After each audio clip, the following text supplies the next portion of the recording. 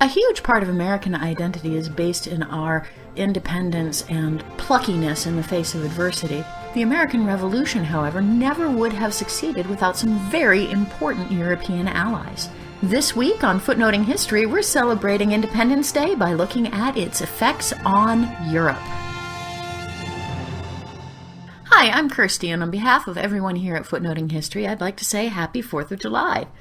We tend to think of this as a uniquely American holiday and a celebration of patriotism and American identity.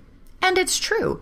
American aversion to taxation and the role that the colonies held in British mercantilism set a series of events into effect that changed the world. However, nothing happens in a vacuum, and it's really important to consider not only America and its role in its own independence, but also Europe and the balance of power that led to the ability of America to rely on allies in France and Spain, and even partially the Netherlands, for its success. Europe was still smarting after the end of the 7 Years' War, which we in America would call the French and Indian War, which had concluded in a Treaty of Paris in 1763. I say a Treaty of Paris because many wars end in a Treaty of Paris, so it's important to note that this is one concluded in 1763. Now, in this treaty, France lost most of her North American possessions. She lost Canada, Dominica, Grenada, St. Vincent and the Grenadines, Tobago, eastern Louisiana, that's Louisiana from the Mississippi to the Appalachians.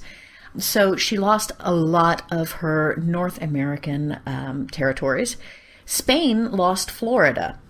And this strengthened Britain considerably in the colonial regions in North America. And really, Britain's only concession in this treaty was that they were required to protect Catholicism in the New World. Now, this treaty didn't affect Prussia, Austria, or Saxony. They signed their own treaty, the Treaty of Hubertsburg, and so they were unaffected by the same level of concessions that France and Spain were. Combine that with the fact that George III of Britain was also the Elector of Hanover, and the German states remained mostly uninvolved and uninterested in the power struggles that affected most of Western Europe. The Netherlands had been fighting off and on since 1652 with Britain concerning mainly colonialism and trade issues across the globe. In a nutshell, then, the situation in 1776 in Europe was one in which the German states were relatively unconcerned by what Britain was doing. Britain was gaining global power through colonialism in not only the Americas but also India and the Pacific. And France and Spain were still really upset that they had lost so much of their power and prestige in previous encounters. The Netherlands was at this point beginning to lose dominance in trade and seafaring, and so they were also very keen to see Britain fail. The crisis in America allowed these countries an opportunity to give Britain a black eye that they might not have had otherwise. So let's take a quick look at each of these individual countries and see how their support played out during the Revolution. Let's start with France. Now, France, of all of the countries in Europe, was the strongest and had the greatest desire to humble Great Britain in the face of losses in the 7 Years' War. So their support for America was possibly the most direct and definitely the most expensive that we received.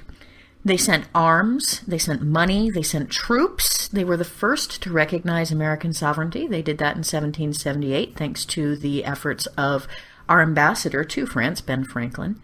And they sent one of the greatest generals that we had during the Revolutionary War to the United States. That would be Gilbert de Mottier, the Marquis de Lafayette. Of course, everyone associates the name Lafayette with the Revolutionary War. He actually came and received his commission in the Revolutionary Army when he was only 19 years old. By 1781, his command in the Continental Army grew to the point that he was one of the major players leading up to the Siege of Yorktown.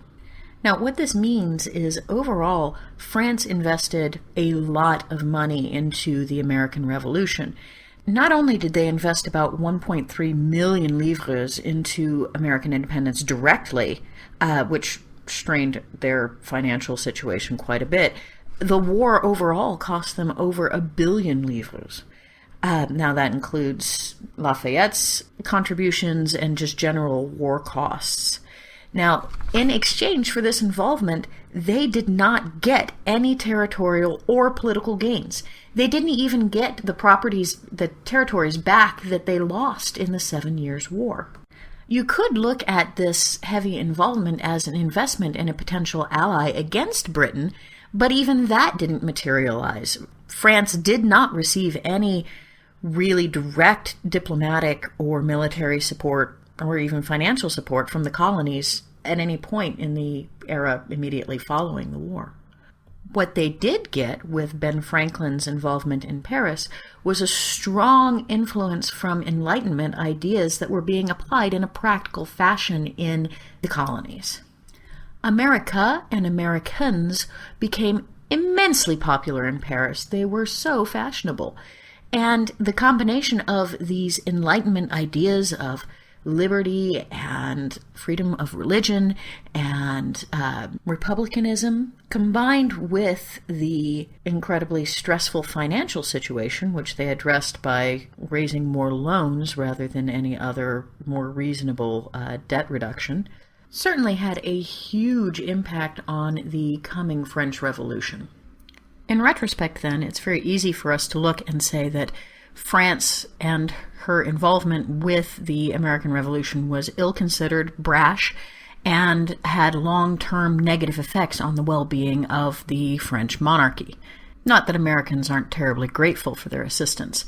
Now, one thing that they did do as well is they pulled in their Bourbon allies to the south, Spain.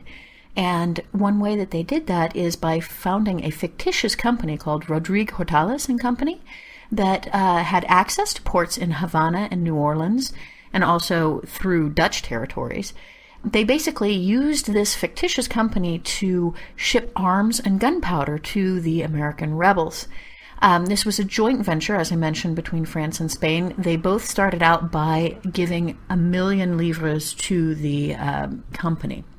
The company was headed by a man by the name of Pierre-Augustin Caron de Beaumarchais, who was a French secret agent in Britain, who felt strongly enough about the independence movement in America that he returned to France and, as a service to the French king, set up this dummy company. Now, this is one of the more indirect ways that European interests were involved with the American Revolution. So not only did they receive vast amounts of military support, but also indirect armaments and other trade support as well. Spain was equally invested in the fortune of this company, and then additionally in 1779, Spain and France signed the Treaty of Aranjuez, where France would help Spain recapture the Floridas, Gibraltar, and Minorca. Now, eventually, they did not end up recapturing Gibraltar, but we'll get to the Floridas and Minorca. Now, in exchange for this assistance in regaining territories that Spain had lost in the 7 Years' War, then Spain would enter the war in America on behalf of the independence movement.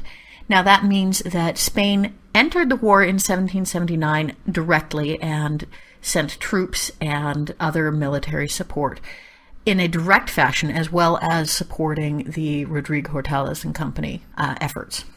Where we could call France's involvement ill-advised, Spain actually came out really, really well. You can say that Spain is probably the biggest winner in European countries in the entire affair. According to the terms of the Treaty of Versailles in 1783, Spain actually did regain all of the territories that she had lost during the 7 Years' War. So she did actually regain Minorca, and she regained Florida. Now, she also gained control of the mouth of the Mississippi, which is interesting because in the Treaty of Paris in 1783, which was the peace with America, America had been promised access to the mouth of the Mississippi and had set the boundary of Florida in a different place than Spain expected. So Spain benefited strongly from the Treaty of Versailles, but the conflict in terms between the Treaty of Versailles and the Treaty of Paris sort of set up an inevitable conflict between America and Spain. The treaty also reduced the British threat to Spanish ships in the Caribbean, and so this opened up the ability of Spain to increase production in New World silver mines, and this actually cushioned them quite a bit from any financial damage they may have felt from the war itself. That means that Spain actually really had some successful interventions in the American Revolution, and you could argue that they're probably the one European power that did. Now, Spain and France were really the only official dedicated allies that America could count on in the American Revolution. However, while the Netherlands did not officially ally with America, they were the second country to recognize American independence. They did that under John Adams' pressure in 1782. Now, while the Netherlands did not actively declare war, they did trade in violation of the Navigation Acts with Britain, so they ended up bringing a war upon themselves, the Fourth Anglo-Dutch War.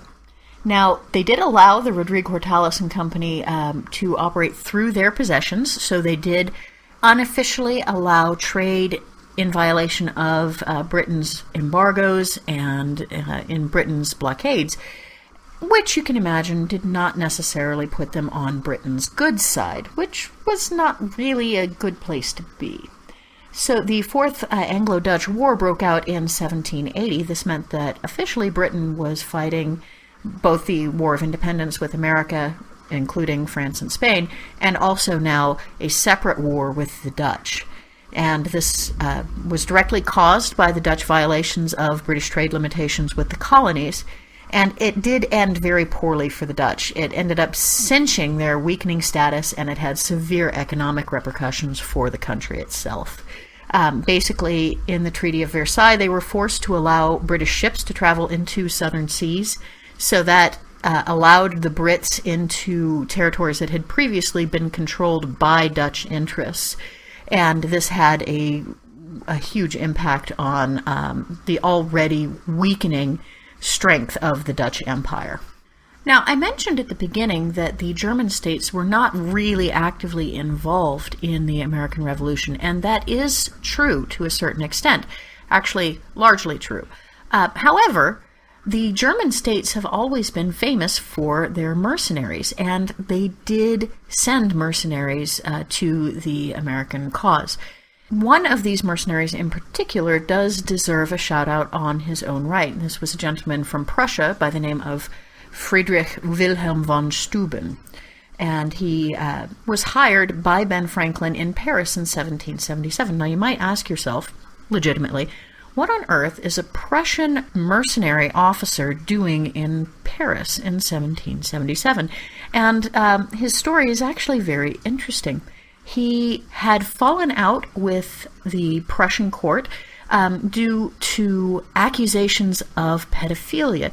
Now, these accusations of pedophilia have not been substantiated. I have not found any historians who actively believe that they're true. But it is likely that he was homosexual, and those two accusations, homosexuality and pedophilia, tend to go hand in hand. It's a way to discredit somebody. Now, because of these accusations, he had left Prussia and found himself in Paris looking for work. And he ran into the same trouble and accusations there in Paris. So Ben Franklin encountered him and had the option of either turning a blind eye to his sexual indiscretions or going ahead and leaving him there in Paris. And considering the state of the Continental Army at this point in time, 1777, they were still dealing with a relatively undisciplined ragtag group of soldiers. He made the decision that von Steuben's experience was vital and could not be passed up. And it turns out that he made probably a very good decision on that front. Now, if you've ever been to Valley Forge, you already know who von Steuben is, and if you haven't been, I do highly recommend it. Von Steuben came to the Americas and worked with George Washington over the winter at Valley Forge in order to discipline and drill and train the soldiers during the low time in military activity. The army that emerged from his tutelage there at Valley Forge was a far different, far better army than we would have had without him. He did not, however, come with any official support from Prussia. He was a mercenary, and therefore there's no real interaction between Prussia officially and the American Revolution. The countries involved in the Treaty of Paris, the Treaties of Versailles, and then a later Treaty of Paris in 1784 that closed the Fourth Anglo-Dutch War: Britain, of course, America, Spain, France, and the Netherlands. France, Spain, and the Netherlands had come into this situation hoping to regain losses and to reestablish a balance of power with a weaker Britain in Europe. And they achieved some of that. Britain, of course, did suffer for the loss of its colonies. It didn't have quite the power in North America that it had before.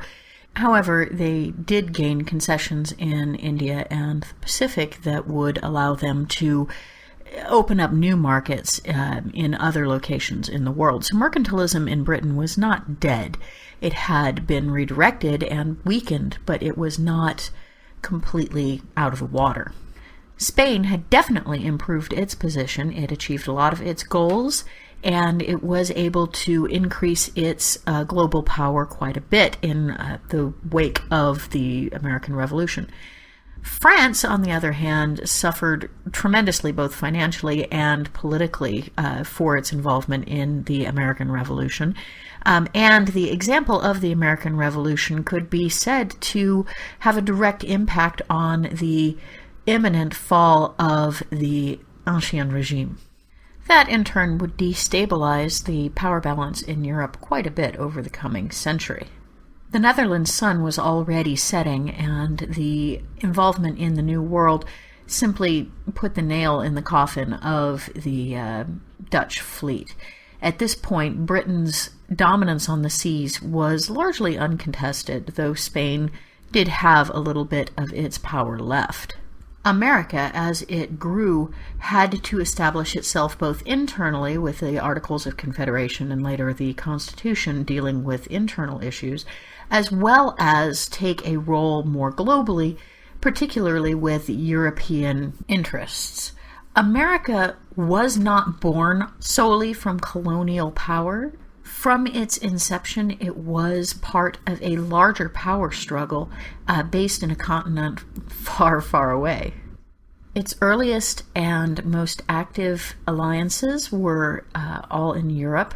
The New World would develop as those individual countries gained independence and grew into their own sovereignty. And American relations with indigenous cultures is, of course, an entirely different topic altogether. One thing we can say, though, is that America has never been part of a vacuum, even though at various points in our history we would like to think that. So let's take a moment and wish a happy Independence Day not only to our American audience, but also to America's friends in France, Spain, and the Netherlands. Thank you! Without you, we would not be the world we are today. If you're in the U.S., I hope you enjoy the fireworks. If not, have a great weekend. This has been Footnoting History. If you like the podcast, be sure to visit our website, footnotinghistory.com, where you can find links to further reading suggestions related to this week's episode, as well as a calendar of upcoming podcasts. You can also like us on Facebook and follow us on Twitter at History Footnote. Until next time, remember, the best stories are always in the footnotes.